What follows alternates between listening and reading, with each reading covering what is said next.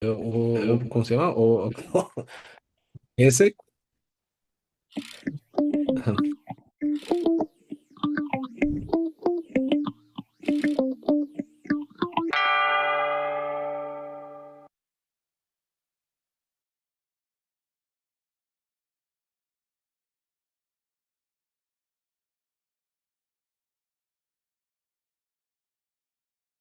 Compañeras y compañeros, sean bienvenidas y bienvenidos a esta nueva emisión de Reflexiones de Sur a Norte, el programa de análisis de coyuntura internacional latinoamericana de la Coordinación Internacional del Instituto Nacional de Formación Política de Morena, en este nuevo formato que llevamos apenas 3 sesiones replicando y que lo que busca es llevar este espacio hacia una modalidad más bien de discusión y charla con la militancia de la Cuarta Transformación y la militancia de la izquierda en general interesada por el análisis crítico de la coyuntura internacional en nuestra región.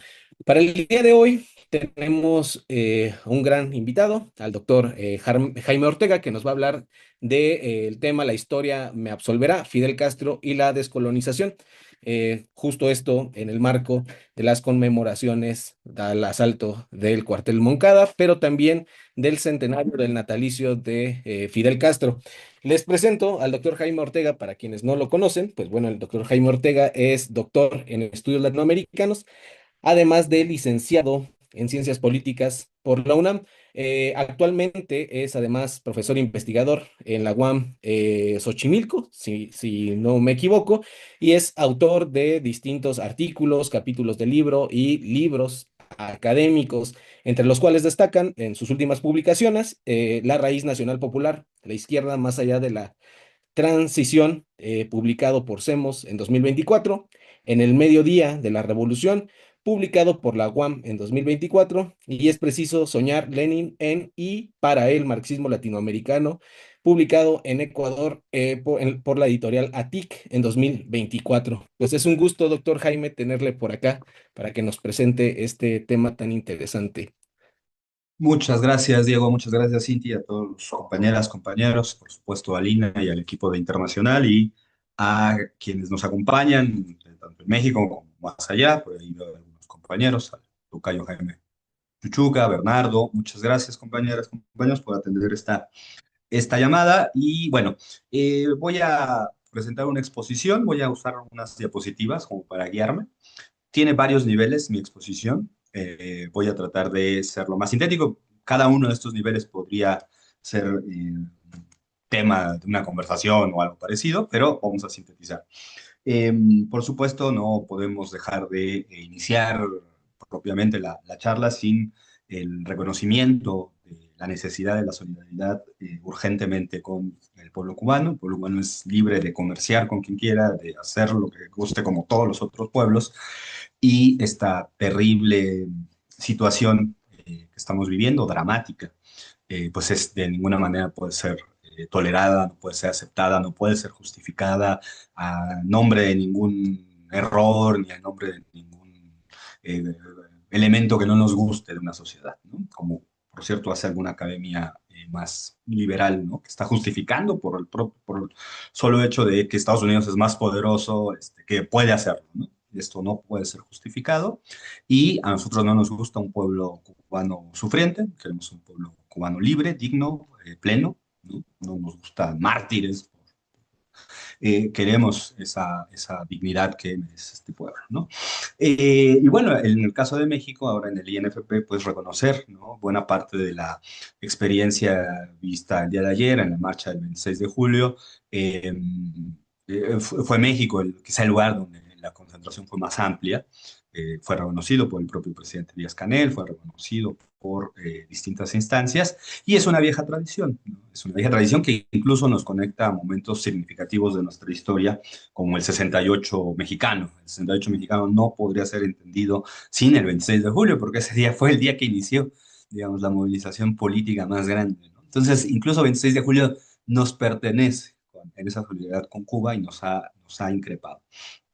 Bien, dicho esto, voy a pasar a exponer. La idea es vincular un texto señero, un texto muy importante del año 53, que es La historia me absolverá, con algunas condiciones contemporáneas. No es un ejercicio solo de historia esto, no es un ejercicio solo de reconstrucción, aunque hay reconstrucción, hay algo más, ¿no? Y eso es lo que yo quiero el día de hoy mostrarles. Diego, ¿me dice si se ve, por favor? Claro, ya está la presentación. Sí, ahora solo falta en pantalla completa. Ya, Sí, listo. listo.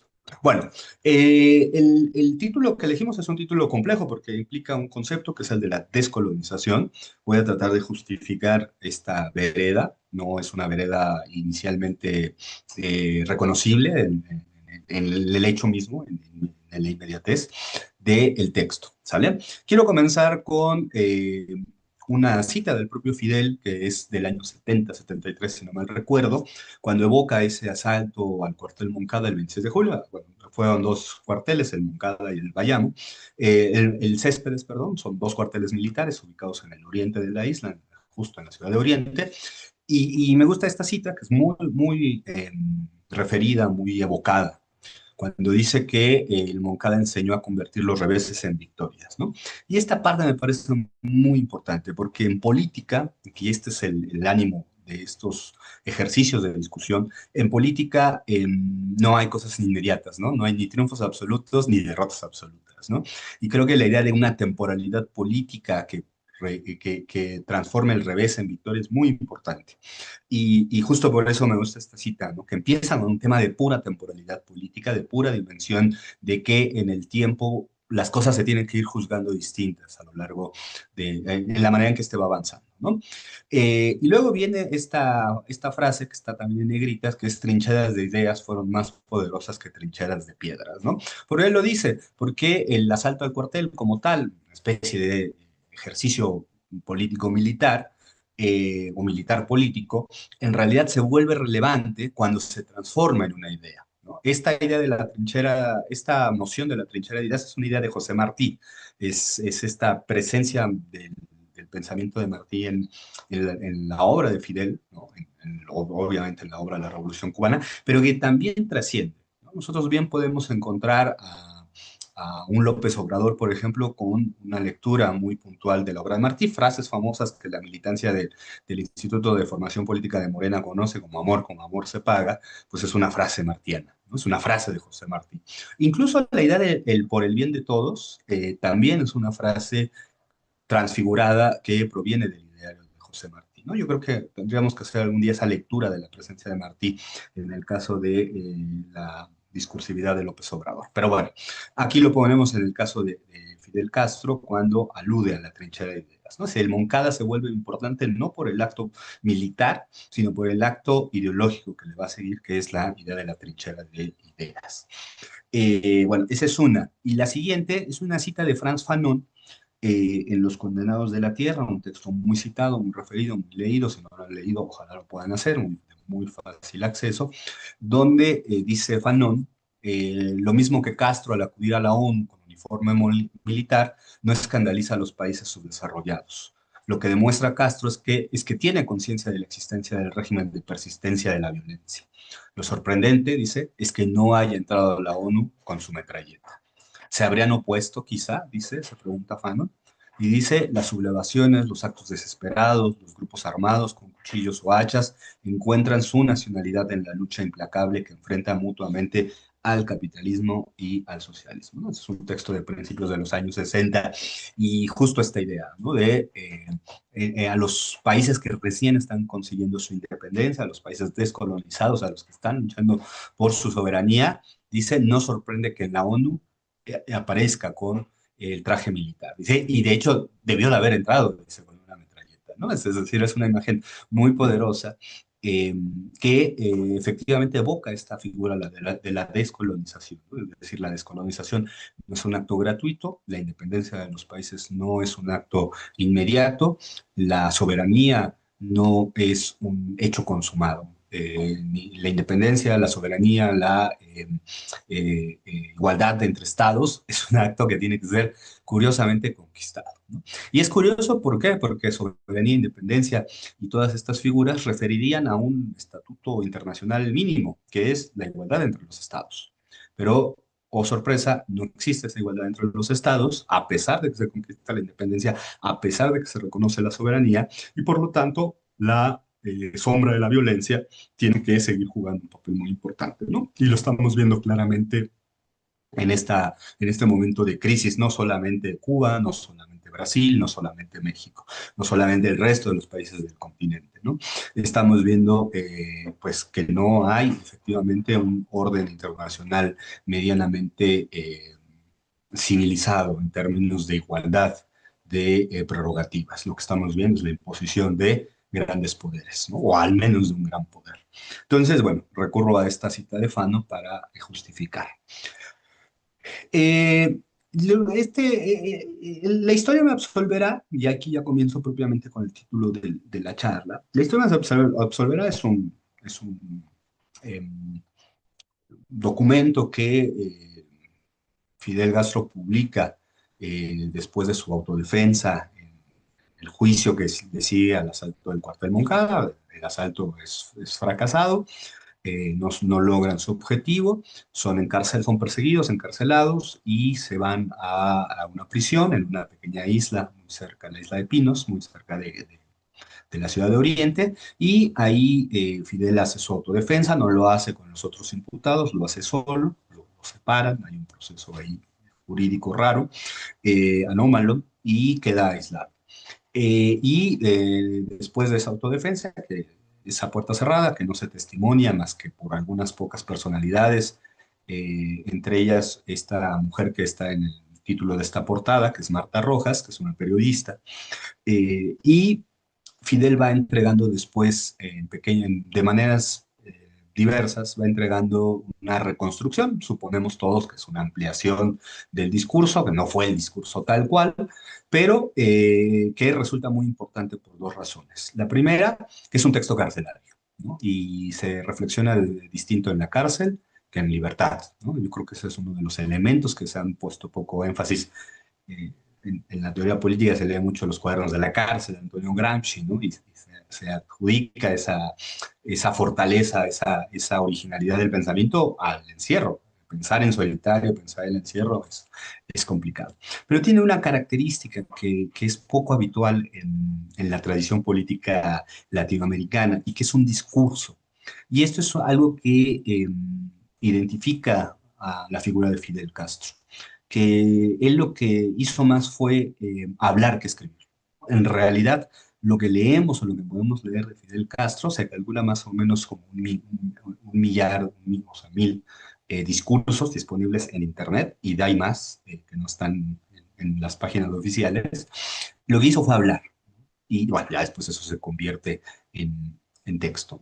Entonces, es muy interesante porque la historia me absolverá refiere a un texto carcelario, primeramente hablado y después reconstruido, con dificultades, ¿no? Con prohibiciones además.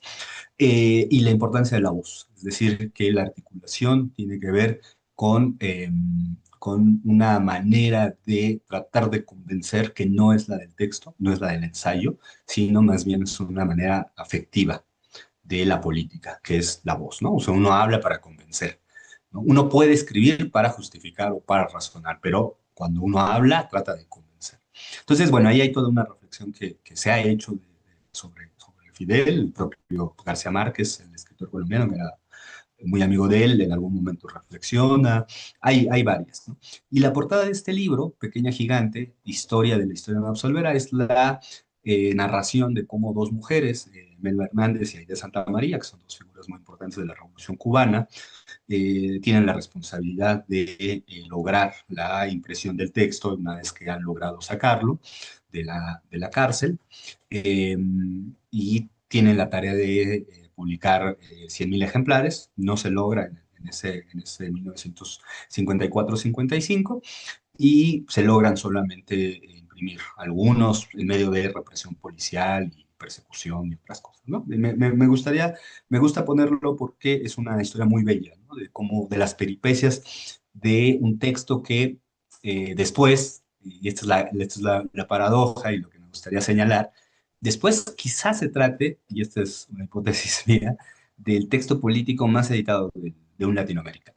Es decir, no hay otro texto de un autor latinoamericano tan editado. Eh, eh, Obviamente hay figuras, ¿no? Simón Bolívar, José Martí, el propio José Martí, pero tiene una característica, la historia me absolverá. Primero, aquí están solo algunas de las portadas de las que podríamos echar mano, y hay muchísimas más, pero tiene dos características, tiene tres características. Uno es un texto no religioso, sino político. Los textos más editados en la historia de la humanidad pues, son los religiosos, no es el caso. Segundo, hay textos editados en clave política. Evidentemente, el Manifiesto Comunista debe ser el mayor de ellos. Eh, pero este es un texto no europeo, ¿no? Es decir, es un texto proveniente de otra latitud. Eh, y tercero, tiene una característica material, que es que tiene ediciones de un Estado que edita. Es decir, los estados, cuando se logran independencia, cuando están planeando su posicionamiento ideológico, su posicionamiento histórico, los estados hacen edición, ¿no? El Estado mexicano edita a partir del Fondo de Cultura Económico, por ejemplo, ¿no? Entonces eso le da a la historia de Absolverá una cantidad de reproducciones inusual, ¿no? Es un texto político premeditadamente hecho por el Estado y al mismo tiempo se trata de un texto que es editado de manera independiente o de manera comercial en múltiples maneras, en múltiples países, ¿no? Ya no hablo de las traducciones, pero hay traducciones al ruso, al vietnamita, al chino, hay algunas traducciones muy extrañas de países muy pequeños o que el idioma es muy, muy lejano, ¿no? Justamente por el peso de la figura, ¿no? Me gusta hacer esta reflexión y se las traigo aquí, pero no es un anecdotario, ¿no? Sino que verdaderamente se trata de la irrupción de una propuesta política triunfante, a la sazón triunfante, que efectivamente se plantea y se le reconoce la centralidad de ser el programa original o la primera piedra de una gran construcción. Esto no sucede en otros casos. En la Revolución Mexicana no tenemos un texto así, ¿no? En la Revolución Boliviana no hay un texto así, en la Revolución Nicaragüense no hay un texto así. Me atrevería a decir que ni en la Revolución Rusa, ¿no? No, las grandes revoluciones no dejaron un texto que fuera reconocido de manera universal. Y esto es lo interesante del texto de Fidel. Yo les pongo algunas portadas, pero insisto, podría haber muchísimas más, ¿no? Muchísimas más de gente que lo ha editado de manera eh, muy independiente, es decir, sin mediaciones estatales, eh, de sindicatos. De hecho, en el archivo digital del Instituto Nacional de Antropología e Historia de México está digitalizada la edición que tenía el general Cárdenas, que es una edición cubana de los 60, ¿no? Y es interesante porque este texto en realidad se edita en el 54. Hay una rápida traducción en 55 al inglés, cuando Fidel va a Nueva York a juntar dinero para la causa de los revolucionarios, y después pasan muchos años para que vuelva a aparecer realmente, ¿no? Bueno, entonces este es un nivel, ¿no? El nivel del espesor político que me gustaría poner aquí. Yo estas las agarré de internet, pero podrán ustedes buscar, hay muchísimas más. Y cada una tiene una iconografía muy, muy particular, ¿no? Que daría para pensar eh, las múltiples apropiaciones simbólicas o materiales del texto. No me interesa tanto eso en este momento, sino más bien preguntarme si este puede ser un texto descolonizador, ¿no? Que apunta a la descolonización. Y al final va a quedar más claro lo que estoy entendiendo por descolonización. Es una ambigüedad el texto de Fidel Castro, la historia de la absoluta, porque hay dos grandes lecturas. Está la lectura liberal, que es la que pongo aquí centralmente. Es una lectura muy inmediata del contexto cubano. La historia me absolverá, sería una especie de alocución liberal que defiende el derecho a la rebelión frente a la tiranía, es muy propio de la tradición liberal, y esencialmente tendría en el caso cubano un objetivo político que es, insisto, en el caso cubano, restaurar una constitución que había sido anulada, la constitución de 1940. Para quienes no tengan mucha noción de de la historia cubana, en 1933 hubo una revolución, la revolución del 33, que es rápidamente frustrada, y que va a dar como resultado una constitución en el año 40. Es una constitución, para ponerlo en términos mayoritariamente, para los mayoritariamente presentes aquí de México, aunque no todos, es una constitución social como la mexicana, ¿no? Que tendría mucha equivalencia con nuestra constitución del 17.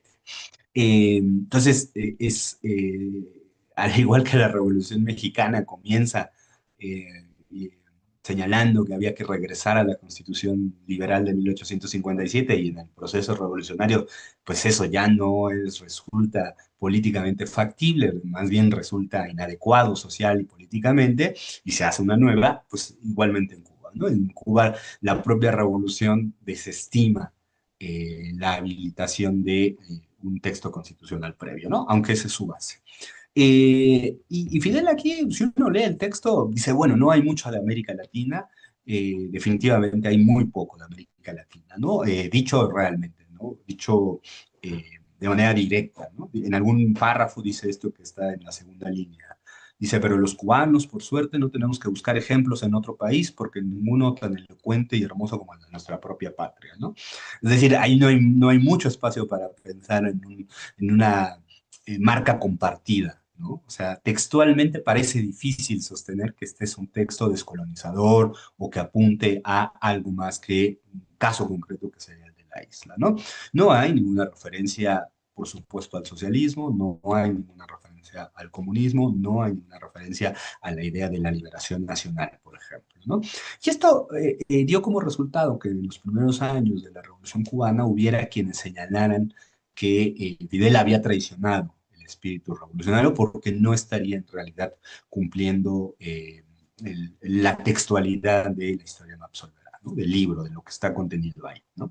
Y lo que hay es apenas, de manera importante, pero muy tangencial, al final del libro, si ustedes lo leen, al final de la autodefensa, la enunciación de 5 leyes, ¿no? Que una de ellas es volver a la Constitución del 40, una especie de reforma agraria, aunque no está dicho con esas palabras, pero así lo podemos interpretar. Tampoco está dicho una reforma laboral, pero está presente el tema del trabajo, una ley sobre la repartición de la riqueza producto del azúcar, y un ánimo fuertemente enfático en contra de la corrupción, que era algo que había distinguido al gobierno inmediato, ¿no? Entonces, si uno lee el texto solamente así, pues es un texto de un país, de un momento muy específico, ¿no? Y no parece que alumbre o no parece que dé más señales para ser compartido como después fue compartido. Eso es lo interesante, es que en el fondo este texto terminó siendo un texto señero de una tradición política que no es la tradición liberal, digamos, burguesa o liberal democrática que ha sido la dominante. Y aquí el propio Fidel entra, creo que el propio Fidel tenía algunos reparos en la recepción posterior de la historia me absolverá.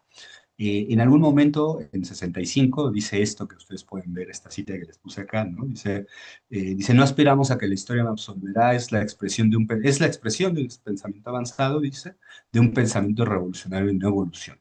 No es, dice, todavía el pensamiento de un marxista, pero es el pensamiento de un joven que no se encamina hacia el marxismo y empieza a actuar como marxista, ¿no? Eh, Esta cita es interesante porque el propio Fidel es muy reacio en aceptarlo como un texto canónico, ¿no? No, no, en los primeros años dice, bueno, sí es importante, pero en realidad la revolución es otra cosa, ¿no? La revolución estaría en otros énfasis y en otras eh, figuras que no serían necesariamente las que están contenidas en el texto de la historia. Con el tiempo, esta posición de Fidel, eso se puede rastrear hasta las biografías más recientes, va variando esta posición, ¿no? ¿Por qué? Pues porque el Laissez Absolverá efectivamente se vuelve un texto canónico de la tradición latinoamericana, ¿no?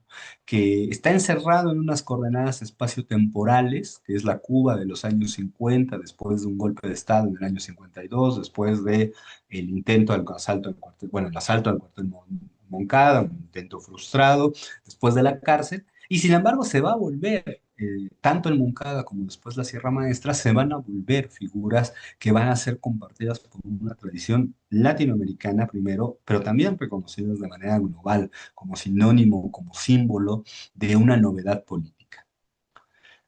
Yo recomiendo mucho, si algún día, porque está al menos en Ciudad de México, o en México en general, Mercado Libre y otras páginas, les recomiendo mucho este libro. Este libro que se llama El asalto al cuartel Moncada y la Revolución Latinoamericana. Es un libro del año 71, si no mal recuerdo. Es un libro muy, muy importante. A mí me parece que es un libro muy importante. Eh, es muy importante porque le da una segunda interpretación a la Revolución Cubana, no académica, sino política. Es un libro importante porque reúne visiones distintas de la historia me absolverá, que es a lo que voy a enfocarme. Y en tercero, y esto es hacia la parte final de la exposición, me parece muy actual que leamos una tradición política que durante 50 años, 40 años la tuvimos bastante minusvalorada y bastante arrinconada. Ya voy a explicar qué tradición política es esa, por qué está la justificación en el conjunto de la exposición que sigue. Eh, hay dos ensayos ahí. Uno se llama El discurso del método de la... perdón, no se llama así, yo le llamé así. Se llama El asalto al Moncada, revés victorioso de la Revolución Latinoamericana, que es redactado por un ensayista, un poeta haitiano, René de Pestre, que todavía vive, ahora vive en Francia, y él escribe este texto y él dice, a lo largo de un largo, largo ensayo, de este largo ensayo, dice, la historia de la absoluta es el discurso del método de la descolonización. ¿No? Así como la filosofía tiene su discurso del método, que es la obra de René Descartes, la descolonización tendría su eh, discurso del método en la historia me absolverá. Y él mismo dice, bueno, también existe una lectura, no solo existe una lectura liberal, como la que ya expuse en la lámina pasada, sino que existe una lectura, dice, revolucionaria, martiana y socialista. ¿No? Ese es uno de los ensayos, que es el que me voy a concentrar, pero quiero decir algo sobre el otro. El otro ensayo que está en este libro, que ese sí está en muy fácil a disposición en red, lo pueden encontrar ustedes, es el texto de Mirta Aguirre e Isabel Monal, que se llama El leninismo, por referencia a Lenin, en la historia no absolverá. Para quien no lo sepa, Mirta Aguirre fue exiliada varias veces en México, estudió la obra de Sor Juana Inés de la Cruz, es una ensayista de variante comunista y es comunista, fue comunista antes de la Revolución Cubana. Eh, Estuvo en México, era poeta, estudió a Sor Juana, estudió muchos géneros literarios, entre ellos el barroco. Y hace después, en los años 70, este texto que se llama El leninismo en la historia no absolverá. Voy a mencionar estos dos textos porque quiero decir rápidamente, no me voy a concentrar, pero voy a decir algo rápido sobre el de Aguirre y Monal, que es este es el que se puede encontrar en internet, lo pueden encontrar. Y ellos lo que ponen acento es en una figura que va a aparecer en el discurso de Fidel Castro cuando reflexione sobre el Moncada, no necesariamente sobre la historia no absolverá, no necesariamente en el texto de la historia no absolverá, aunque está presente. Y ese concepto que ellas ven es el concepto de pueblo. Y si ellas ven que está actuando un concepto de pueblo que resulta muy original para el momento en la historia de Absolverá, que es esta cita larga que está aquí, que es así se puede encontrar en la autodefensa de Fidel, eh, cuando dice, no hablamos del pueblo, no son los sectores acomodados, no son los sectores conservadores, ¿no? Eh, a aquellos a los que les viene bien cualquier régimen de opresión, cualquier dictadura, cualquier despotismo, postrándose ante el amo en turno, hasta romperse la frente contra el suelo, ¿no? Entendemos por pueblo, dice Fidel, cuando hablamos de lucha, la gran masa irredenta, a la que todos ofrecen y a la que todos se engañan y traicionan, la que anhela una patria mejor y más digna y más justa, la que está movida por ansias ancestrales de justicia, por haber padecido la injusticia y la burla generación tras generación, la que ansía grandes y sabias transformaciones en todos los órdenes y está dispuesta a dar para lograrlo cuando cree en algo o en alguien, es muy importante, sobre todo cuando crea suficientemente en sí misma, hasta la última gota de su sangre. Esta cita ha sido muy utilizada, el maestro Luce la llegó a utilizar, hace poco el compañero Bernardo Cortés publicó algo a propósito de esto, ¿no? De la unidad entre liderazgo y pueblo. Esta cita es muy importante y ellas lo que hacen, estas dos autoras, lo que tratan de hacer es llevar este concepto y ponerlo a dialogar con la tradición tradición socialista. Es decir, que en la tradición socialista no impera solo el concepto de una clase social, digamos, pura, sino que esas clases sociales, cuando entran en la lucha política, se vuelven pueblo. ¿No? No luchan como clase, porque es cuando uno lucha como clase sola, aislada, pues está luchando por una parcialidad. Lucha en conjunto por la nación, por la patria, en la medida en que se vuelve pueblo. ¿No? Bueno, esto es lo que quería decir sobre el texto de Mitaguirre. En realidad, el motivo, no quería dejar pasarlo, eh, el motivo es el ensayo de René de Pestre sobre la descolonización, que me va a dar pie para plantear por qué me parece muy vigente y muy actual la proposición de Fidel. René de Pestra en este texto que les menciono, el de Revés Victorioso, que está en ese librito morado que puse atrás, dice, bueno, Fidel tiene algo entiende muy bien el significado de la propaganda política, pero no de cualquier propaganda política. No se trata solamente de publicar por publicar el libro. No, se trata de publicar este libro y su énfasis en que tuviera muchos ejemplares para ser distribuido, tenía que ver con, dice, la proposición de la descolonización de las conciencias. ¿No? Es decir, no solamente la conciencia no solamente tiene que politizarse, la conciencia no solo tiene que volverse una voluntad, sino que además tiene que encontrarse con su propia historia. Y eso solo lo logra la descolonización de las capas patrióticas, dice, de la nación, ¿no? Y luego viene la otra cita, ¿no? Dice, la primera originalidad del fidelismo, bueno, así le llama a él, aparecería así en el hecho de que no se deja encandilar por el papel determinante que en nuestros contextos neocoloniales se le atribuye generalmente a la unidad dialéctica burguesía nacional, hegemonía del proletariado, las cuales cumplirían en un frente popular la función social del motor pequeño que ayuda a arrancar el movimiento de liberación. ¿No? Esta cita es muy importante porque lo que René de Pestro está viendo es lo siguiente. El planteamiento de la historia me absolverá es un planteamiento, digamos, de una tradición política latinoamericana que pondría énfasis digamos, conquistar la independencia. Y hasta ahí todo bien, pero claro, a la conquista de la independencia van los más pobres y los más ricos. Van los burgueses, los proletarios y los campesinos. ¿No?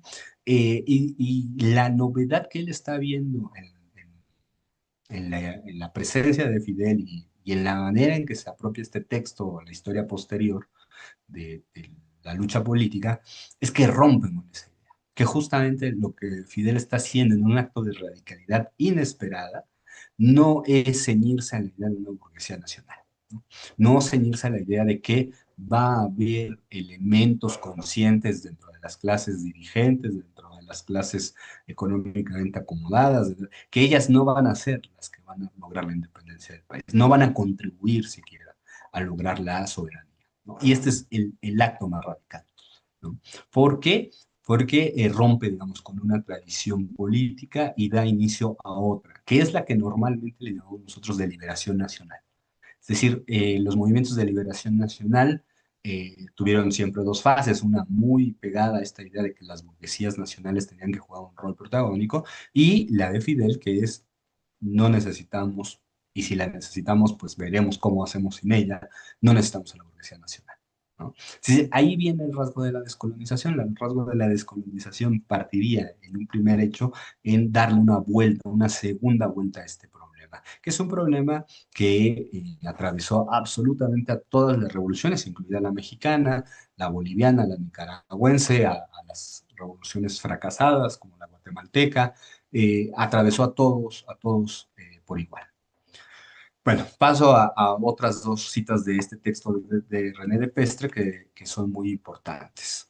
Fíjense lo que dice, sabemos que una lucha de liberación es un proceso que moviliza los recursos psicológicos y emocionales del pueblo, psicológicos y emocionales del pueblo, es decir, su herencia cultural.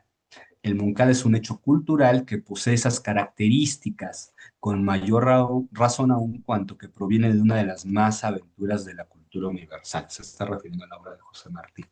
Pero vean cómo está llevando de Pestre, por eso el ensayo de Pestre me parece tan importante, porque lo lleva a un nivel que no solamente tiene que ver con la racionalidad política, que es muy importante, sino sobre todo nos lleva a un nivel donde la descolonización actúa, que es el nivel de la emotividad, del pueblo, ¿no? Del reconocerse como parte de algo más grande. Y eso es la herencia cultural, ¿no? Entonces dice, lo que está diciendo de Pestre es la historia más absoluta del texto de Fidel Castro. Es descolonizador, no porque en cada página diga vamos por la liberación, vamos por la descolonización, pues no usa ese lenguaje, sino porque está haciendo reencontrarse al propio pueblo de manera emocional con su herencia cultural.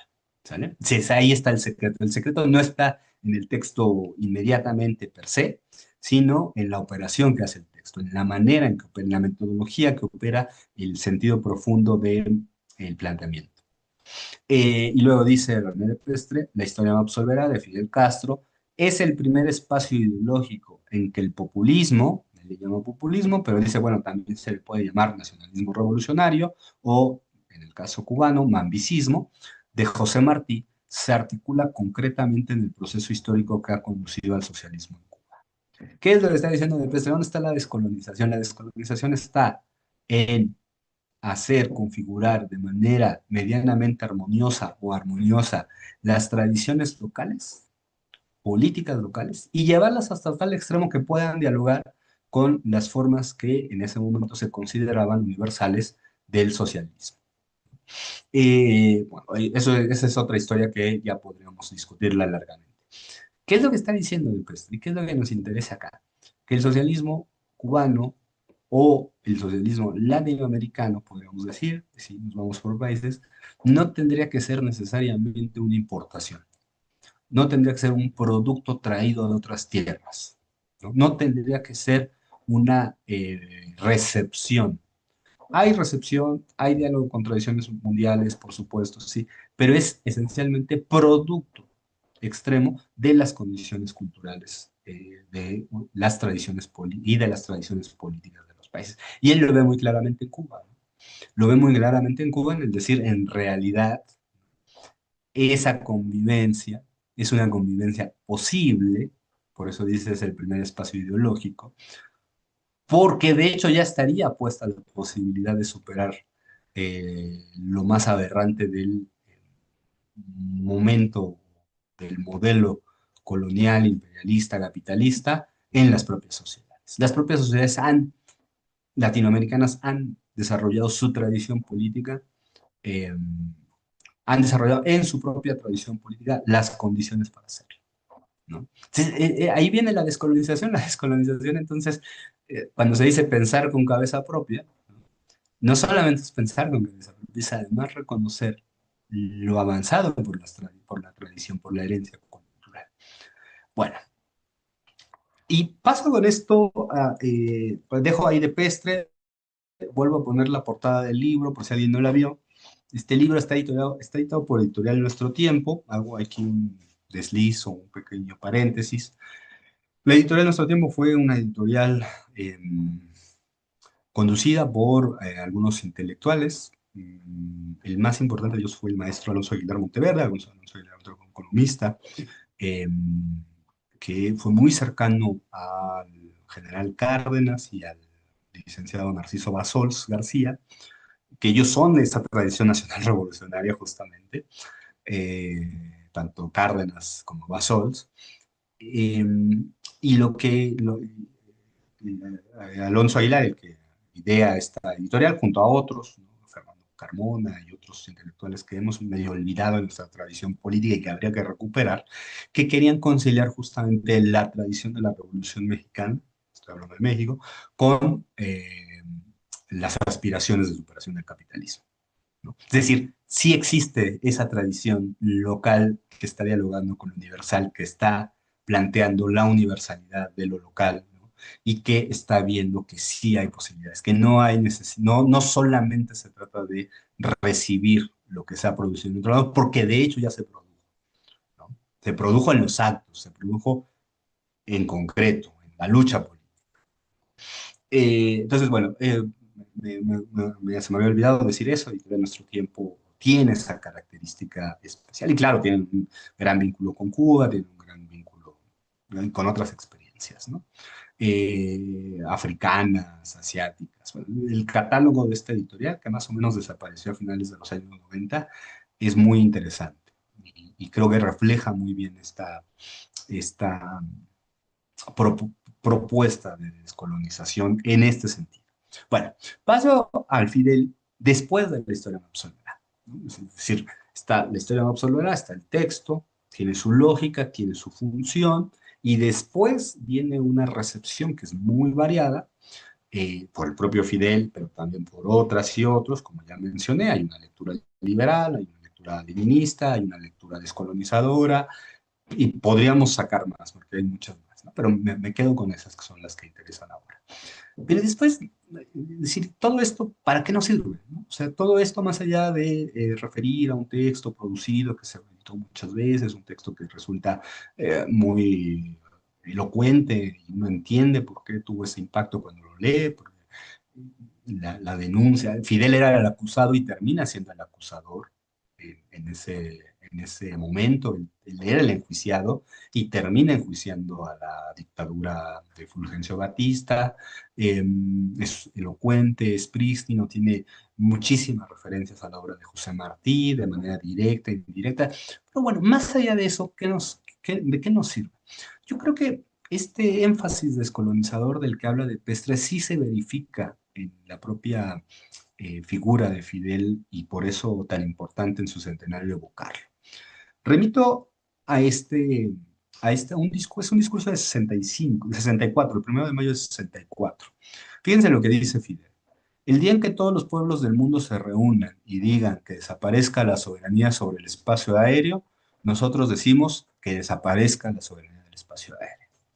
Y incluso el día en que todos los pueblos del mundo se reunieran y dijeran que desaparezcan las banderas, nosotros diríamos con el mundo, desaparezcan las banderas. El día que los pueblos del mundo tuvieran una ley para todo el mundo, nosotros acataríamos esa ley. Pero mientras el concepto de soberanía exista como prerrogativa de las naciones y de los pueblos independientes, y como derecho de todos los pueblos, nosotros no aceptaremos la exclusión de nuestro pueblo de ese derecho. Mientras el mundo se rija por esos principios, mientras el mundo se rija por esos conceptos y sean los conceptos que tengan validez universal, porque son universalmente aceptados y consagrados por los pueblos, nosotros, dice Fidel, no aceptamos que se nos prive de ninguno de esos derechos.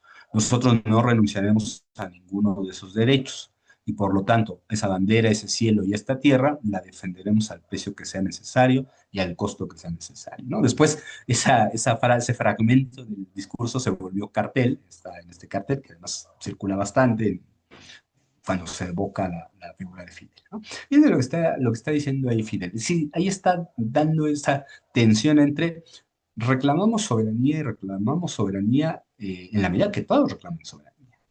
¿Y hacia dónde te lleva que todos tengan efectivamente los mismos derechos como pueblos consagrados como estados? Pues a que sea inocuo o a que sea irrelevante tener estados.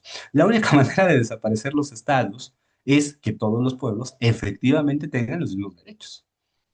Sí, aquí hay un acto muy radical de descolonización, porque si pensamos que la descolonización es la supresión de absolutamente todos los conceptos del mundo moderno, incluido el de Estado y incluido el de soberanía, la única manera de resguardar, de lograr ese proyecto es que todos los pueblos tengan efectivamente los mismos derechos.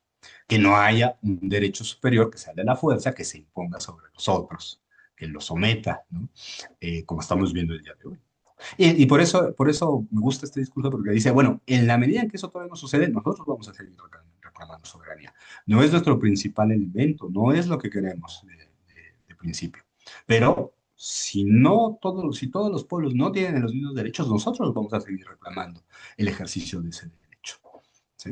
Entonces, fíjense, y esto uno podrá padecer pues un desliz, a mediados de los años 60, a mediados de los años 60 venía Cuba de superar la invasión a Playa Girón, ¿no? En el 61, de declarar el carácter socialista de la revolución. Parecería un poco, pues, un desliz, pero no. Lo que vamos, o lo que he tratado de, lo que quiero demostrar, y ahora lo van a ver, es que esta idea fue una idea rectora del pensamiento de Fidel y que viene en realidad, sí, de eh, el alargamiento de la hipótesis de la historia me absolverá como un texto descolonizador. Le dice Fidel en una entrevista, que es otro género que fue muy proactivo, el dirigente cubano en los años 70 y 80 y en adelante, le dice a una periodista norteamericana, Bárbara Walters, le dice, el nacionalismo jugó un papel en la historia, pero ¿qué es el nacionalismo hoy comparado con el tribalismo ayer? Primero había tribus, después había naciones. Entonces, algún día se mirará el nacionalismo como hoy miramos al tribalismo. Algún día que tendrán que desaparecer las fronteras. El discurso anterior fue de 64, este es de 67, es exactamente la misma idea, ¿no? ¿Cuál es la idea? La idea es, reclamamos soberanía, pero al final el reclamo de soberanías o de independencias en realidad tendría que ser superado por los seres humanos, ¿no? Tendría que ser superado porque, bueno, pues antes éramos tribus y antes éramos clanes y antes éramos grupos muy pequeños, nos fuimos agrandando, pero en realidad, dice, el verdadero camino tendría que ser el de superar estas formas. Fíjense, ahí está el énfasis de descolonizador.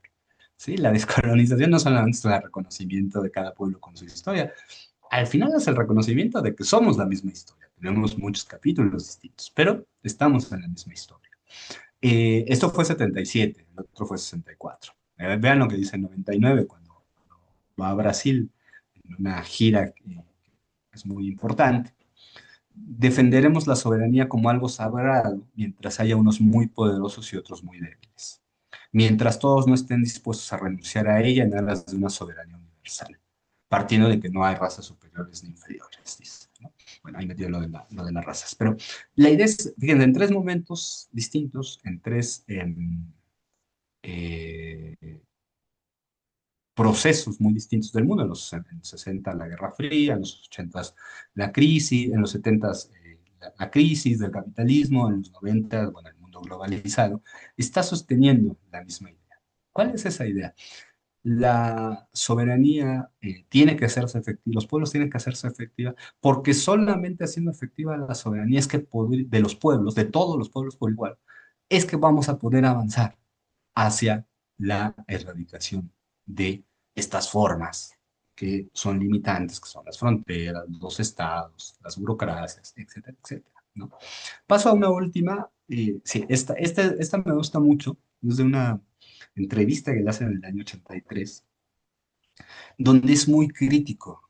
Fíjense lo que dice, de las formas, nosotros diríamos estrechamente nacionalistas, ¿no?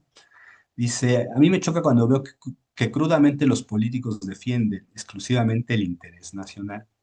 Y creo que es una frontera estrecha. Somos marxistas, creemos serlo.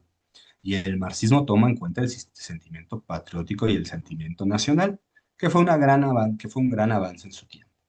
Y yo creo que incluso sigue desempeñando un gran papel y debe desempeñar todavía un gran papel, porque en la lucha contra el colonialismo y contra el neocolonialismo, ese sentimiento nacional desempeña un papel importante.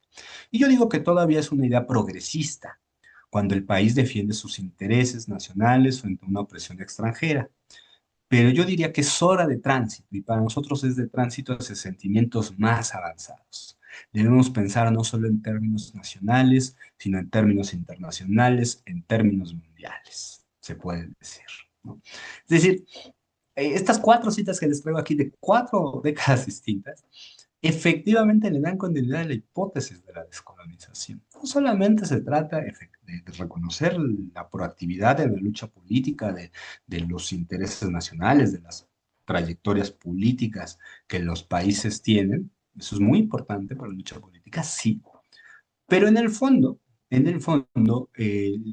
la conquista y la búsqueda de que otros países conquisten su soberanía no es para que se encierren, no es para que cada uno vea su interés nacional y sea ciego frente a los intereses de los otros, es justamente porque puede ser soberano que se podría dar cuenta de que en realidad tenemos los mismos intereses. Si respetamos la igualdad entre los pueblos a decidir, bueno, reconocemos que todos los pueblos tienen esa libertad y esa decisión.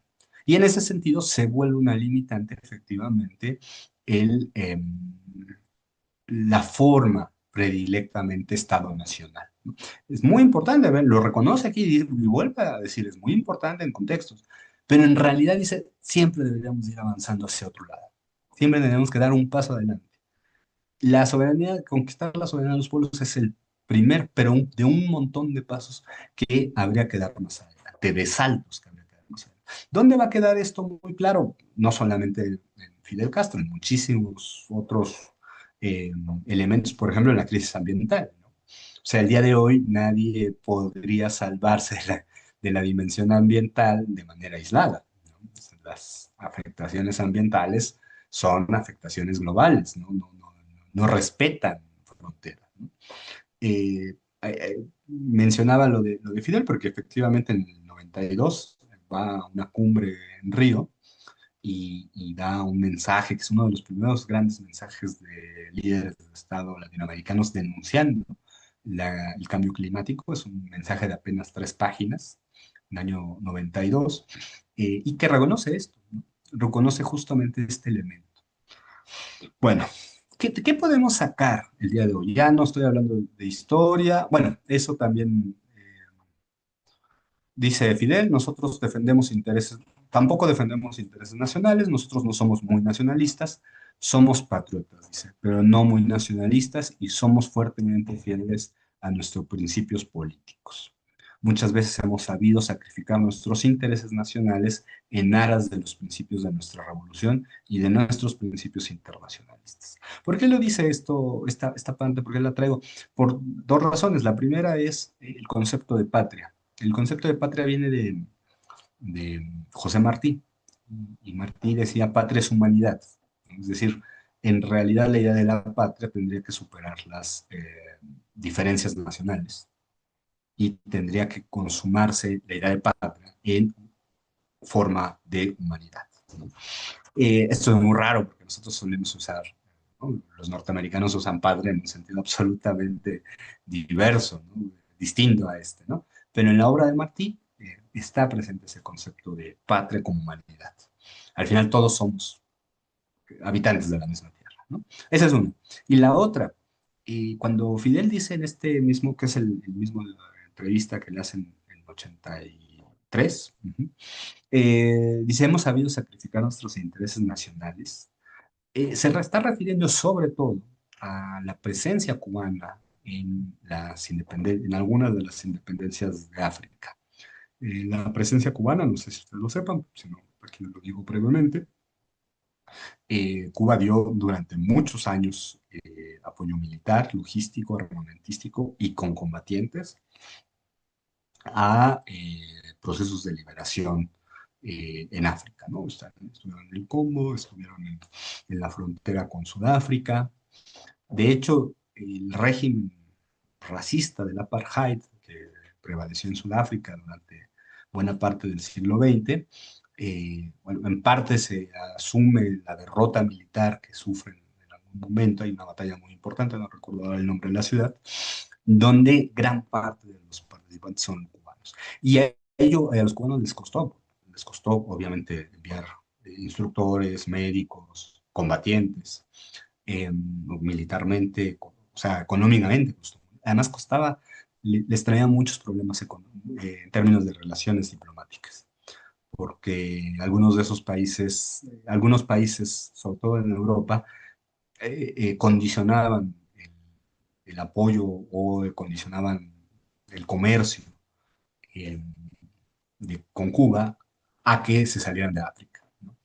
Entonces, bueno, no está siendo grandilocuente cuando dice que sacrificaron cosas, ¿no? O sea, sacrificaron cosas en pos de que los países africanos fueran efectivamente soberanos.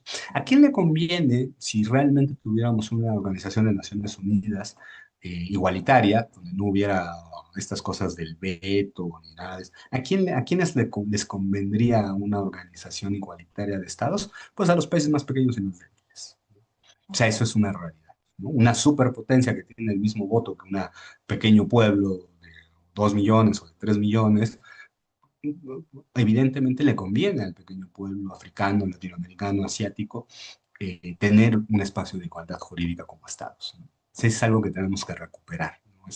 Esa idea de la igualdad de las soberanías, ¿no? Que no hay una soberanía más grande solo porque un pueblo es más grande económicamente o más grande militarmente, ¿no? Eso está atravesando absolutamente todas estas reflexiones que yo les he venido dando.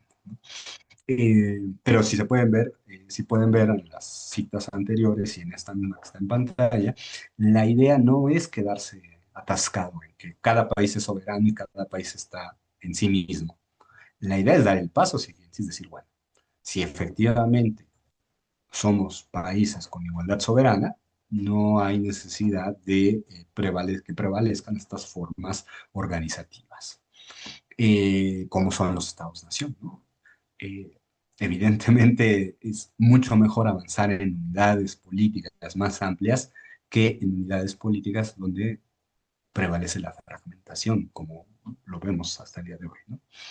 Eh, bueno, y todo esto, ¿para dónde va? ¿Qué es lo que nos quiere decir? Más allá de reconocer los 100 años de Fidel Castro, más allá de reconocer su pericia política, su figura,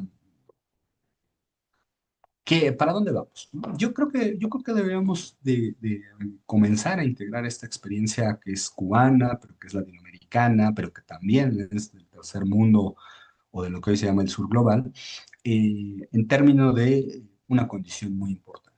El día de hoy, 2026, muy claramente a partir del 3 de enero de 2026, vamos a vivir una nueva época política que no es para nada sencilla. Es una época política que va a estar signada por dos figuras que están apareciendo o que van a aparecer, van a seguir apareciendo. Por un lado, en los estados vasallos. Tenemos estados vasallos, es decir, tenemos estados o sea, estructuras institucionales, organizativas, políticas, en donde se está sirviendo a otros intereses, que son generalmente los Estados Unidos. Ya los estamos viendo, están funcionando hace rato, algunos más absurdos que otros más serios, otros más, pero lo estamos viendo, ¿no? Con mucha preocupación estamos viendo que en América Latina gran parte van a ser estados vasallos, ¿no? Y protectorados, ¿no? También estamos viendo que hay esa intención de instalar verdaderos protectorados, ¿no? O sea, alguien dice mandar, pero en realidad mandan en otro lado. Esto es muy importante, tenemos que ser muy conscientes de esto. Aquí hablo sobre todo con los compañeros y compañeras de México, y tenemos que estar muy precavidos. No es cualquier cosa estar rodeado de estados vasallos, no es cualquier cosa lo que está pasando en otros lugares. No lo es solamente en términos ideológicos, de ver un mapa más a la derecha y un mapa más a la izquierda, no solo es eso. Eso de pronto no es lo más importante. Lo más importante son las condiciones políticas que se están generando a partir de esos vasallajes y esos protectorados que vamos a ver. ¿Y por qué viene a cuento esto con Cuba? Bueno, porque Cuba lo vivió en los primeros años 60. Primeros años 60, todo el mundo rompió relaciones, salvo México, Canadá, todo el mundo rompió relaciones con ellos.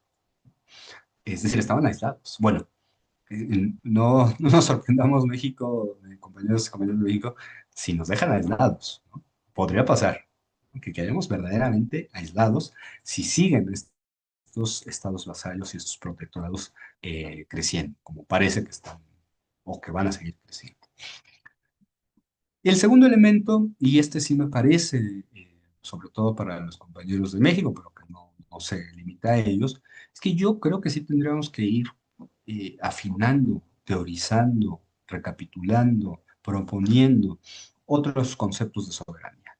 Es decir, hasta ahora nuestro concepto de soberanía es un concepto muy colonial, muy moderno, si se quiere, de soberanía. La soberanía no solamente es ya, eso fue al principio cuando surgieron los estados, el control territorial, el control sobre los recursos naturales, ¿no? Sobre el petróleo, sobre eh, yo creo que tenemos que superar, y de ahí vienen las citas que hacía de Fidel, las 4 citas en 4 décadas distintas, tenemos que superar la idea de soberanía como encierro. Tenemos que superar la soberanía de la idea de que soberanía es que estamos al margen, que somos autosuficientes.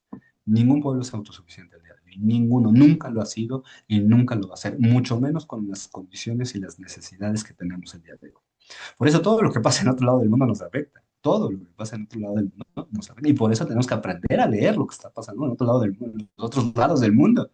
Porque no vivimos ni en una cueva ni vivimos encerrados, ¿no? Por más proceso de desglobalización que parece que vaya a existir, la verdad es que seguimos muy conectados. Por eso es necesario que pensemos otro concepto de soberanía, ¿no? Y aquí yo pienso, ¿no? No solo yo, pues, pero lo pienso como soberanía, como esa capacidad que tengan los pueblos de desarrollar sus capacidades humanas, sus capacidades técnicas para satisfacer sus necesidades. Y que no necesariamente son suyas solamente, pueden ser compartidas por otros, ¿no? En lo educativo, o sea, no. Las directrices de una soberanía educativa no solamente es lo que necesitamos, sino ver además en qué otros lugares, en otras geografías ha habido necesidades como las que tenemos en cada país y ya podemos aprender. Bueno, la soberanía alimentaria me parece muy clara, ¿no? Me parece dramáticamente clara, ¿no? Que es una de las formas de la soberanía, pero para eso necesitamos desarrollar capacidades técnicas y desarrollar capacidades humanas. Y cuando digo humanas son efectivamente tener cuadros, tener ingenieros, tener agrónomos, pero también culturalmente, ¿no? Saber diferenciar entre eh, alimentos sanos y no sanos, por ejemplo. La soberanía energética, bueno, pues esa es muy obvia, ¿no? Esa es dramáticamente obvia para todos los países, que ningún país puede tener una sola fuente de abastecimiento energético, ¿no? Y que el uso eh, energético está escalando, va a seguir escalando, no vamos a consumir menos energía, vamos a consumir más energía, y tenemos que tener aseguradas esas maneras.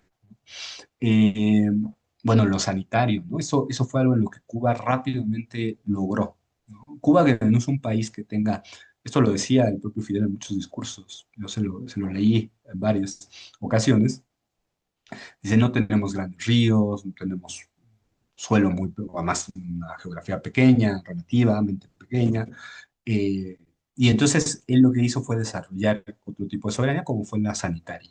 O sea, Cuba sí es de los países, de los pocos países del tercer mundo que ha patentado, o lo que se llamaba el tercer mundo antes, que ha patentado vacunas. Porque eso implica una condición técnica y una condición humana de formación que no cualquier país tiene, ¿no? Entonces es muy importante que aprendamos del caso cubano la soberanía sanitaria, por ejemplo, ¿no? Y bueno, ahora tenemos dos escollos, dos otros grados de soberanía eh, que atender. Una es la soberanía digital, ¿no? En- Estamos atrapados en una red de grandes monopolios tecnológicos y no hemos logrado desarrollar capacidades técnicas y humanas para no depender de esos grandes oligopolios de datos, ¿no? Y la que siempre nos tenemos que preguntar, ¿no? Si nuestros países de América Latina pueden aspirar a una soberanía militar. Si ustedes se fijan, Lula, el día de hoy, dice que sí, que hay que apostar a eso, ¿no? Que hay que apostar a una soberanía militar, porque si no tienes soberanía militar, pues te pasan por encima y cualquier día te invaden, ¿no? Y te descabezan o hacen lo que quieren, ¿no? Bueno, habría que pensarlo, ¿no? Porque esa siempre reclama muchos recursos y no es fácil. Pero están puestas, fíjense, si se dan cuenta, están puestas todas estas formas, o sea, lo que está en el horizonte futuro de la política, de las transformaciones, como quieramos llamarles, es la conquista de estas soberanías, las condiciones para que estas formas de la soberanía sean efectivas. Y paso a la tercera, ¿no? Que la única manera de derrotar el imperialismo no es militarmente, nosotros no vamos a poder derrotar a los grandes países imperialistas que tienen complejos, no los vamos a derrotar militar, ni siquiera nos podemos proponer eso, ¿no? Pero la única manera es garantizar la igualdad soberana entre los pueblos, ¿no? Es decir, es la estrategia de Fidel. La estrategia de Fidel era que los pueblos tengan soberanía igualitaria unos con otros. Es la única manera de derrotar el imperialismo, ¿no? A menos de que eso implosione por dentro, pero la verdad es que no se va a sojuzgar una potencia militar de manera militar. El recurso político es efectivamente la posibilidad de soberanías igualitarias. Lo que pasa es que en lo inmediato ese horizonte es el último que va a ocurrir, ¿no? No es para nada cercano. Pero bueno, hay que aspirar a ello. Y para las militancias, para quienes hacen parte, yo creo que siempre es bueno recordar que hay que evitar el cosmopolitismo ingenuo, es decir, no todo es internacional, hay cosas que se juegan en lo nacional. No, no podemos pensar que todo se juega en áreas internacionales, efectivamente. Eso es cosmopolitismo ingenuo, pero tampoco podemos ser nacionalistas estrechos, tampoco podemos hacer que no nos afecte el mundo. Por supuesto que nos afecta y nos afecta todos los días y a toda hora. Entonces hay que evitar los dos extremos, ¿no? Y yo creo que la figura de Fidel Castro, ahora que está el centenario, nos da para pensar esto, porque es una experiencia práctica. Es una experiencia práctica que sería muy productivo, muy proactivo estudiar tanto en versiones más prácticas, cómo se desarrolla soberanía en algunos espacios, qué errores han cometido que han impedido el desarrollo de esas soberanías, pero también sin olvidar el aspecto plenamente internacionalista, ¿no? Es decir, y el aspecto plenamente internacionalista es que el otro pueblo tenga los mismos derechos que tú. O sea, consagrar todos los esfuerzos para que el otro pueblo tenga los mismos derechos que tú y que los demás, que todos los pueblos tengan los mismos. Entonces, bueno, ahí se juega un poco el asunto. Diego, si quieres, aquí le dejo de compartir. Pues muchas gracias, Jaime, por esta interesante aproximación al pensamiento de Fidel. Yo creo que además es muy esclarecedora, sobre todo en la coyuntura que vive México y donde conceptos como el de nación y el de soberanía ahora hacen parte de muchas de las discusiones de las militancias de izquierda. Además, a mí me parece súper interesante esto que nos invitas a pensar, porque yo lo estaba escuchando y más allá de la redefinición conceptual a la que nos invita Fidel, también parece que es ejemplo de una perspectiva militante muy en el tono de una perspectiva, podríamos decir, hasta como postconvencional o algo por el estilo, que nos invita a rebasar esas absolutizaciones a veces de principios, de directrices que creemos muy arraigadas en la izquierda, ¿no? Por ejemplo, en formación política constantemente nos encontramos con el reto de superar algunas líneas definitorias de la militancia en función, por ejemplo, de la defensa de los derechos humanos, de la defensa de la justicia, de la soberanía, de etcétera, etcétera, que son conceptos centrales hoy de las luchas, pero que no podríamos acabar de entender en una perspectiva plenamente de izquierda si no lo supeditamos a algo más amplio, ¿no? Que tiene que ver, entre Ah, otras cosas, con esta posibilidad de determinación de cada pueblo, ¿no? Yo creo que ha sido muy interesante, sobre todo por esa parte. Pero además, pues bueno, abre el debate a un montón de aristas. No sé si los compañeros por acá tengan alguna pregunta para ir iniciando ya propiamente con esta sección de intervenciones de los y las compañeras. Bueno, por ahora hay algunas ya preguntas aquí en el chat y me quedaría con una que nos plantea el compañero Julio Merchant, que tiene que ver con los límites de la soberanía nacional, ¿no? Él dice que si hoy todo esto que nos mencionas podría llevarnos a pensar una soberanía en términos mucho más restringidos, ¿no? En el tono de lo que mencionaba sobre la soberanía digital, que se abren estos nuevos ámbitos, sí, podríamos decir que hoy tenemos un ámbito más estrecho de soberanía. Además de esto, también por acá nos comentan los compañeros, sí podríamos pensar que en estos enunciados de Fidel Castro, por ejemplo, el compañero Aarón Garduño, que si podríamos pensar que Fidel ya nos advertía sobre buena parte de lo que hoy padece América Latina, sobre todo él hace énfasis en la imposición de trivialismos y de intereses particulares por encima del bien común. Y pues bueno, también pueden pedir la palabra, compañeras, compañeros, solo tendrían que levantar la manita como en el resto creo que ya las están levantando, perdónenme. Ya, No la estaba primera persona es María ya la- ya Teresa. la- Exacto, muchas gracias, Cinti. Adelante, compañera María Teresa Cruz Martínez. Ya activamos su micrófono, entonces ya la podemos escuchar. Listo. Sí, buenas tardes, compañero, para el ponente. Eh, ¿Usted cómo ve precisamente ahorita que vienen pues ya las elecciones 2027-2030? Se habla de que Estados Unidos está metiendo su mano para apoyar la derecha. ¿Qué me puede decir con respecto a ese comentario? Es Claro. todo, gracias. Si te Sí, parece, Jaime, reunimos algunas preguntas y dar va. respuesta. Sí, Sí, vale, perfecto. adelante. ¿Tres, te Entonces, parece? ¿No? sí, muy bien. Adelante, compañero Julio Merchant, le escuchamos. Ya le enviamos la solicitud. Gracias, buenas tardes. Doctor ponente, bueno, tocó varios temas, ¿no? Todos actuales y complejos, difícil de entender a veces, ¿no? Pero bueno, con el ánimo de ser breve y irme al toro. Mm, eh, ¿Cuál es su posición contundente, clara, directa? Ahora sí, con todo respeto, sin rollo, el presente y futuro de Cuba en la era Trump. Segundo, ¿qué estamos hablando cuando hablamos de liberalismo y pueblo?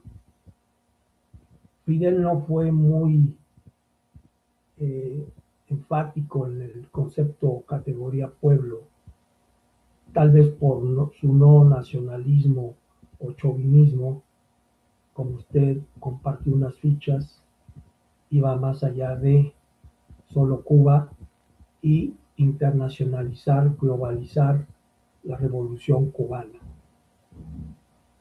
eh, opuesto a otros líderes, entre comillas, populares, y que se enfocan al pueblo, dándoles esperanza, que no les pueden dar otra cosa. La soberanía tiene un costo, y como usted bien decía, pues ningún país, incluyendo el imperio o los imperios, son soberanos en lo absoluto, nunca lo han sido. Estaríamos hablando actualmente, por ejemplo, poniendo a México, cuando sus líderes que están arriba y a la izquierda mencionan la soberanía del pueblo con una retórica nacionalista y demagógica. La cuarta o quinta, ya no sé, es el tema del líder y el pueblo. ¿Cuál es su dialéctica y cómo se genera o cómo la generó, si es que lo pudo hacer, que sin duda lo hizo Fidel con el pueblo, entre comillas? Gracias y felicidades a los coordinadores y a usted mismo. Muchas gracias, Julio, por tu participación. Adelante, compañero Alfonso Aguilar Schelling. Le escuchamos. Me parece que ahí está. Ahí Listo. está, listo. Estaba viendo unas noticias del actual presidente de Cuba, en la cual están mandando unas iniciativas para reformar o crear o adicionar, no sé, algo así entendí. 170 artículos en los cuales se va a permitir la inversión extranjera. ¿Ah? Entonces, me llamó la atención ese aspecto, ¿verdad? Eh, y reflexionando, pues siempre he estado yo, ¿verdad?, con la conclusión de hecho, en la Constitución mexicana también se menciona, no recuerdo el artículo, de que el gobierno debe manejar la rectoría de los rumbos económicos de la nación. Entonces, ¿hasta qué punto en un momento dado, como usted lo dice, pues, o sea, no hay un país autónomo 100% y autosuficiente 100%? Mas, sin embargo, pues hemos visto históricamente, ¿verdad?, que los países más poderosos de la Segunda Guerra Mundial para acá, ¿verdad? Pues prácticamente se han agandallado sobre los países más débiles, ¿no? En todos los aspectos. Entonces, ¿hasta dónde en un momento dado, ¿verdad?, podemos conservar esa rectoría que es realmente la que en un momento creo que nos daría una auténtica soberanía? ¿Cuál es su opinión al respecto? Gracias. Muchas gracias, compañero Alfonso. Y como ya nos estamos acercando al límite del tiempo de la sesión, vamos a darle la palabra también al compañero Jaime y a la compañera Génova para cerrar pues ya la ronda de participaciones de esta sesión. Entonces, adelante, compañero Jaime, le escuchamos. Muy buenas tardes. Un saludo afectuoso desde acá, los Andes. Saludos, Jaime. Un gusto en realidad escuchar al tocayo por allá. Eh, una pregunta mm, que quisiera tener en cuenta. La primera, se me asoma un poco de esto que hablaba sobre los ejes que en realidad tratan el discurso de la historia, me absolverá. Y alrededor de eso, de lo que algunos textos, pues, de Lenin sí se hace una interpretación de ahí, habla del programa mínimo, ¿no? Programa mínimo de la socialdemocracia y después, bueno, el debate que tiene contra sí mismo el segundo Lenin, ya para decirlo de algún modo, cuando enfrenta entre el comunismo y la socialdemocracia, ¿no? Porque dice, dejamos de ser socialdemócratas y pasamos a ser comunistas. Y en ese momento, ¿dónde queda el programa mínimo? Pensando esto en el tema de Fidel, porque en ese momento él no se reconoce como marxista, leninista, faltan varios años todavía para que él diga yo soy marxista, soy leninista, eh, el pensar sobre el Partido Comunista de Cuba. Entonces, todo eso es un problema. Y para Latinoamérica en ese momento muy grande. Recuerdo ahí por ahí algún texto también de incluso Marta Harnecker que toca, ¿no? El tema de cómo aterrizó las banderas de lucha Fidel en Cuba propiamente. Dos, como para polemizar un poco el tema este de la estrategia armada, militar, el asalto al cuartel Moncada. Estoy recordando pues la sublevación de Chávez en Venezuela. Pasó arrestado, sale en ese famoso discurso diciendo, eh, no hemos podido conseguir los objetivos estratégicos y todo eso y lo encierran. Después de eso pasa, no recuerdo cuánto tiempo encerrado, y un carro a hacer campaña electoral. Y gana, ¿no? Porque se hizo además súper famoso. O sea, ¿quién era ese general loco que estaba queriendo hacer una revolución en Venezuela? Nadie le conocía antes de eso. Y después de eso se hace súper famoso y llega a ganar las elecciones en Venezuela, por ponerlo de modo muy simple, ¿no? Porque además fue un proceso muy difícil. Y pues el Chávez en esa situación y Fidel en el Moncada, que también se hace muy famoso el discurso y cómo recorre esto en Cuba, Latinoamérica. Y esto que decías, yo siempre pensaba, digo, todo el discurso lo habló dentro del juzgado, porque les cuento un poco, en las facultades de jurisprudencia siempre se trata ese discurso, ¿no? Y muchos leen y todo, o sea, algunos profesores recomiendan leer. Uno piensa, dijo todo ese discurso, porque además eso es largo, lo habló y todos estuvieron atendiendo la capacidad de memoria, es que no le dejaban entrar textos a la cárcel, cómo lo hizo, o si después, pues también lo maquilló un poco, bueno, lo arregló como cualquiera hubiera podido hacerlo para editar. Y la última, ya me estoy alargando mucho, era sobre eso de la patria, ¿no? El tema de patria, nosotros de acá, pues en los Andes, no sé, creo que en toda Latinoamérica tenemos la concepción de patria, pero desde el punto de vista de la madre. Uno acá cuando le dicen patria, no piensa en un padre. Incluso en el himno nacional ecuatoriano, las traducciones en quichua, cuando traducen el, el himno nacional del español al quichua, todo el mundo piensa en una madre.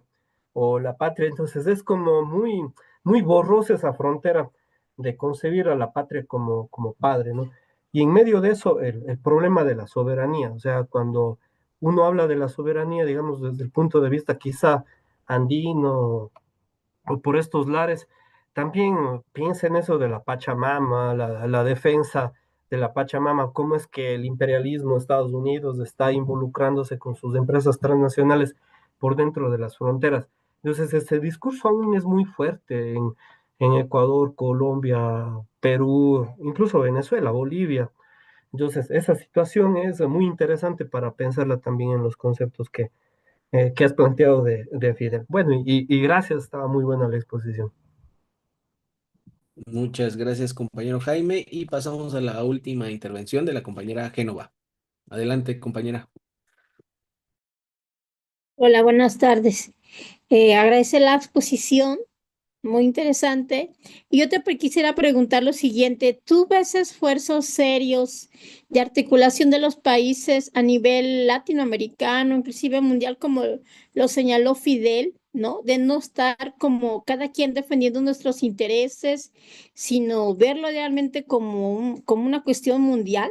Y te lo digo porque, bueno, yo soy internacionalista y justamente parte de lo que he pugnado toda la vida es que no podemos seguir segregados formando organizaciones pro Cuba, pro Venezuela, pro Nicaragua, pro Palestina y así. No, o sea, nunca vamos a terminar, ¿no? Y digo, yo formo parte de varios comités, pero no es la idea. O sea, formo parte porque necesito que mi voz se escuche, pero necesitamos articular. O sea, cada quien solito nos vamos a avanzar. Y en ese sentido, agradecerte esto que acabas de exponer porque es muy relevante lo que dices. Ver lo que ocurrió a Pedro Castillo, la mayoría de presidentes, salvo México, y uno que otro por ahí, levantó la voz. Lo que pasó en Venezuela, México y uno que otro país, y así. Así no vamos a avanzar nunca. ¿Y cuál sería, en todo caso, si tú ves una articulación, cuál sería la organización, el espacio internacional que tú estás mirando? Muchas gracias, eso. Pues muchas gracias, compañera Génova. Adelante, Jaime. Gracias, Diego. Bueno, sí, coincido con el compañero que habla de lo de la policrisis, ¿no? Efectivamente, este mundo está muy conectado, ¿no? Yo cuando doy clase a las y los alumnos les pregunto que, qué de lo que han consumido el día de hoy fue producido por ustedes, ¿no? Bueno, nada, ¿no? ¿Qué de lo que consumieron el día de hoy conocen al que lo produjo? Pues un poquito, ¿no? O sea, somos un mundo muy interdependiente, ¿no? En este momento se está produciendo algo que vamos a consumir, ¿no? En unos meses, ¿no? En una geografía muy distante. Entonces, claro, ese alimento de la policrisis alimenta esta, ¿cómo decirlo? Esta incertidumbre, ¿no? En la que estamos metidos. Somos tan dependientes de todos, ¿no? De todos a nivel de todo el mundo, que la policrisis se vuelve más, y creo que sí, hay que considerarlo ya. No puede escapar, ¿no? La policrisis, como bien decía el compañero. Hay que pensar en esos términos de complejidad y policrisis. Eh, Sobre las elecciones, sí hay un intento muy claro de ciertos sectores del gobierno norteamericano por incidir, van a meter dinero si encuentran algún candidato o candidata, lo han hecho en otros lugares, pero yo ahí soy más cauto. Yo creo que al final sí siempre prevalece lo que logramos conquistar el interno, ¿no? Si nosotros logramos conquistar mayorías al interno, no hay interferencia externa que pueda con eso, ¿no? Donde ha pesado la interferencia externa es donde no se ha conquistado las mayorías, ¿no? Ese es un problema. Eh, si no, sería pesimista y diría, no, estamos perdidos, ¿no? Trump nos va a interferir y ya no hay nada que hacer. No, hay que insistir, ¿no? En que tenemos gran tarea por delante. Estoy hablando de México, pero por supuesto también de otros países. Sin rollo, me dijo el compañero presente y futuro. Pues muy complicado, riesgo de una intervención, sí, no sabríamos bien a bien para qué. Sobre todo, yo creo que hay una reforma interna y hay una ecuación interna que no estamos viendo en términos de liderazgos políticos, de élites. Yo creo que ahora están esperando hacer algunas reformas y tratar de modificar la condición. Muy, muy complicada, ¿no? Muy complicada la situación. Yo no podría decir para dónde va, pero, pero muy alarmante, ¿no? Cada vez más alarmante porque la estructura productiva construida en la revolución, que funcionó en en un espacio, en una temporalidad, que era cuando existía el bloque soviético, no alcanzó a ser reformada y bueno, ahora hay este problema, ¿no? De- no sabría si. Ahora con lo de la economía digo por la otra pregunta. Liberalismo, no, liberalismo es muy claro, está pensando en liberalismo, Fidel piensa en el liberalismo como individualismo.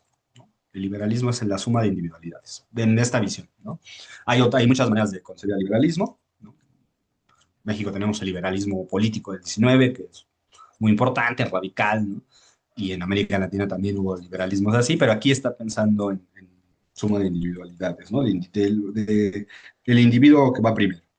En ese sentido, sí hay un desarrollo durante los años 60 y 90 del concepto de pueblo en Fidel. Ahí sí hay, entre 60 y 90. En medio es más difícil. Eh, sí, yo también creo ahí, como decía, que Estados Unidos es el país menos soberano en realidad, ¿no? O sea, disponer de recursos por la fuerza no te hace soberano, ¿no? Y además no solo eso, me atrevería a decir que es el pueblo menos soberano. Como pueblo, o sea, es el que tiene menos capacidades de decisión como pueblo, ¿no? El norteamericano. Ni siquiera tienen un voto directo, o sea, ese nivel. Líder y pueblo, bueno, Bernardo aquí presente estaba por acá, ha reflexionado sobre líder y pueblo. Yo creo que Fidel, esto fue una gran ventaja y una gran desventaja para Fidel. Fidel fue un líder carismático y eso le dio mucha ventaja de estar al margen de conflictos internos, de disputas, pero la prevalencia del líder pues siempre impide una institucionalización más lenta, ¿no? Las instituciones tardan más en desarrollarse y que fue un poco la tarea que Raúl Castro trató siempre de jugar, ¿no? De ser el institucional. Y Fidel se mantuvo como el líder carismático pues prácticamente toda la vida política, ¿no? Hay rasgos de carisma indudables, ¿no? O sea, hay rasgos de, bueno, por eso insistía yo en la exposición de la cosa de la voz, ¿no? Del discurso. Gobernaba con el discurso, ¿no? Esa es una manera de gobierno que no conocemos, porque conocemos el gobierno por burocracias, por instituciones, no por la voz, ¿no? Y ahora sí paso a lo de las 170 medidas. Yo creo que las medidas que están impulsando ahora los dirigentes de la nación cubana son necesarias. Hacía mucho que un grupo de economistas las había recomendado.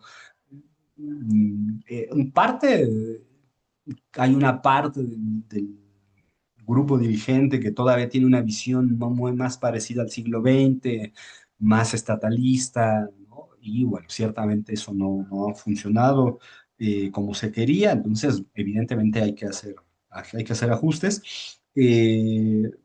Y que se preserve, ¿no? Lo fundamental de la revolución, eh, que es la justicia social, ¿no? Eso es contradictorio, pero es contradictorio ya, no va a pasar ahora, ya está pasando. Porque en los hechos, gran parte de la economía cubana ya está abierta eh, a inversiones, a cosas, pero con muchos matices, pero está abierta, ¿no? Entonces, bueno, eso va a seguir sucediendo. Hay experiencias de esto, ¿no? O sea, el propio Lenin en la Rusia de los años 20 ya lo había visto en una cosa que se llamó la nueva política económica. Sí, ya está esa contradicción puesta, ¿no? Y que tiene que ver con, somos un mundo globalizado, somos un mundo de intercambios comerciales, mercantiles, y bueno, así está el mundo, ¿no? En este momento hay que preservar. Decía Fidel en un discurso en el 91, hay que salvar la patria, la revolución y el socialismo, ¿no? Ese es el orden. La patria es decir, la independencia. La revolución, las conquistas sociales, ¿no? Y el socialismo como una gran aspiración futura, ¿no? Que siempre es permanente. Bueno, de lo que decía mi tocayo Jaime Chuchuca, qué gusto verte, Jaime, ya tenía rato que no nos encontrábamos. Sí, yo creo que Lenin siempre estuvo presente, de hecho, Armando Hart dice, ¿no? Fidel no hubiera podido escribir la historia de Soledad si no hubiera leído la historia de la revolución, ¿no? Y Regis Debray decía que era un leninismo apresurado, ¿no? O sea, siempre está como Fidel como una especie de Lenin, este, inmediato, ¿no? Como el que se atrevió, ¿no? A tomar el poder y a hacer el asalto al cielo. Y sí, efectivamente, Marta Harnecker lo trae a colación en un libro, ¿no? Que se llama Fidel, la estrategia de la victoria, que es un libro muy bonito, de los más originales de ese momento, que está puesto ahí, ¿no? Eh, yo creo que esa lectura tendríamos que volverla a hacer, ¿no? Ese énfasis en Lenin nunca se le quitó a Fidel. Fidel siempre fue muy enfático en Lenin, ¿no? Siempre fue muy insistente en la figura de Lenin. Y creo que tenía que ver con la prueba, lo que se llamó la prueba del poder, ¿no? O sea, cómo construimos realmente con errores, fracasos y aciertos el socialismo, ¿no? Creo que por ahí viene un poco esa predilección, ¿no? Eh, dos cosas más de la compañera. No, ahora muy difícil, ¿no? En espacios de construcción unitaria, pues prácticamente los veo vedados, ¿no? No veo por dónde pueda haber. No solamente los que se han construido en los últimos años se están destruyendo, sino que además ahora tenemos estados vasallos. Vean lo que hizo Argentina con Brasil ayer, antier, de franca ruptura y de franco deterioro de las relaciones, ¿no? Tenemos un problema estructural que impide la unidad de países de América Latina. Y el problema estructural es que somos países que producimos lo mismo, entonces competimos todo el tiempo, ¿no? No coordinamos la producción, entonces competimos todo el tiempo. Ese es un problema material. Y ahora un problema ideológico muy difícil, ¿no? No veo por dónde están anulados los espacios, desgraciadamente, y no veo que en el inmediato vaya a suceder. Bueno, vamos a esperar a que pase el tiempo, ¿no? Pero yo creo que ahí tenemos una gran lección y es que necesitamos coordinaciones más amplias, no solamente políticas de coordinación en lo internacional, ¿no? No solo es que estemos de acuerdo, sino que además eso se materializa en formas de producción de riqueza mucho más evidentes, ¿no? Eh, yo solamente para los compañeros aquí, sobre todo los de Morena, dos cosas. Hay dos referencias de esta cosa de la historia me absolverá que a lo mejor valdría la pena que repensáramos. Una es el último discurso de Salvador Allende. En el último aparece esta idea, ¿no? De la historia los juzgará, ¿no? Esa es muy buena. Y la otra es el desafuero de López Obrador, ¿no? El desafuero de López Obrador, el discurso de desafuero de López Obrador termina diciendo, pero será la historia la que los juzgue a ustedes y nosotros, ¿no? Entonces, estas resonancias fidelistas en la política latinoamericana son más subrepticias, pero están presentes, ¿no? Y un poco lo que traté de hacer acá, digo, independientemente de la lucha política concreta que tenemos en los países, en la región, en el tiempo, creo que es bueno que nutramos siempre nuestra cultura política, ¿no? Porque no estamos solos en el mundo, no estábamos solos en el mundo hace 100 años, no estábamos solos en el mundo hace 50, no estamos en el mundo solos hoy, ¿no? Y nutrir de esas referencias, de esos guiños, de esas concepciones, nos enriquece, ¿no? Nos enriquece, como dice uno de los compañeros acá, sí, quizás sea mejor hablar de que soberanista no es el encierro, ¿no? El soberanista no es el que se encierra al intercambio, es el que sabe qué es lo que quiere intercambiar. El soberanista es el que utiliza inteligentemente el intercambio, ¿no? Racionalmente, políticamente el intercambio. Entonces, bueno, efectivamente ahí hay muchas tareas, ¿no?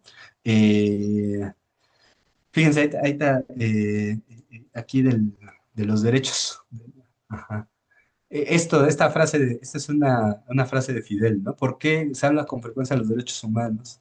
Que puso la compañera, ¿no? Pero que hay también de los derechos de la humanidad, ¿no? O sea, por esta idea que decías, Jaime, de patria es humanidad, ¿no? O sea, esa figura martiana, esa figura de Martí de la patria como humanidad es un adelanto, es lo que después ha hecho, innovado la teoría política de los últimos años, pero ya está ahí, ¿no? Está puesta en 1895, ¿no? Es increíble nuestra tradición política. Tendremos que leerla, tenemos que conocerla. Bueno, ya me extendí, perdón, Diego. Muchas gracias, Jaime. Y creo que con esto último que cierras, pues nos das también muchas tareas para ir, indagando y profundizando en el propio pensamiento latinoamericano. Yo coincido con lo que dices. Creo que mucho de lo que hoy se discute en la teoría política ya estaba en esas grandes referencias de nuestro pensamiento político hace muchísimo tiempo, ¿no? Y pues bueno, ojalá te podamos tener pronto por acá para un análisis sobre alguna otra problemática que vaya apareciendo en la coyuntura internacional. Les agradecemos a todas y a todos por haber asistido el día de hoy a Reflexiones de Sur a Norte en este nuevo formato y pues bueno, les invitamos a seguir con este espacio, a volverse a unir la próxima semana. Recuerden que es un espacio semanal, un espacio abierto principalmente a la militancia de Morena, pero también a las reflexiones de todos de otros países, de otras militancias hermanas de la izquierda en la región y en el mundo. Pues bueno, con eso terminaría el programa. Muchas gracias nuevamente, doctor Jaime, por acompañarnos y gracias a todas y todos ustedes. Hasta luego. Saludos a todas, a todos. Saludo, Lina. Adiós, Diego. Inti. Chao. Abrazos.